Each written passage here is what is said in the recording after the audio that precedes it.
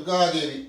విద్యుద్ధామ సమప్రభాం మృగపతి స్కందస్థితాం భీషణాం కన్యాభిక్కరవాళకేట విరధద్ధామ విరాసేవితాం హస్తైచక్రగదాశిఖేట విశిఖాశ్చాపం గుణం తర్జనీం బిభ్రాణమసలాత్మికాం శశిధరాం దుర్గాం త్రినేత్రాం భజే.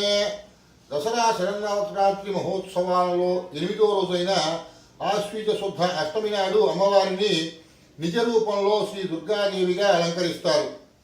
ఈ తల్లి దుర్గతుల్ని నాశనం చేసే దేవి కాబట్టి దుర్గాదేవి. అష్టమి తిథి రోజు రురు కుమారుడైన దుర్గముడు అనే రాక్షసుణ్ణి సంహరించి దుర్గాదేవిగా కీర్తించబడింది.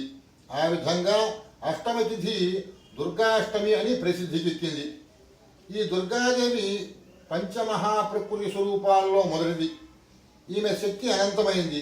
అందుకే వివిధ మంత్ర తంత్ర గ్రంథాలలో అనేక విధాలైన దుర్గాదేవి స్వరూపాలని మనకి చూపిస్తారు.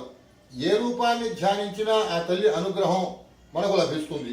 ఆదిశంకరాచార్యులు వారు చెప్పినట్లుగా దుర్గమ్మని దుర్గా సహస్రనామం, దుర్గా అష్టోత్తరంతో కాక లలితా అష్టోత్తరం, లలితా సహస్రనామాలతో భక్తితో పూజిస్తే ఆ మహాతల్లి పరమానందాన్ని పొంది శాంతి స్వరూపంతో శ్రీ లలితగా కనకదుర్గగా మనకు దర్శనమిస్తుంది. అత్యంత మహిమోపేతమైన ఈ దుర్గాదేవి మన దుర్గతలను పోగొట్టి మనల్ని రక్షించి కాపాడే దేవి ఈ దుర్గాదేవి.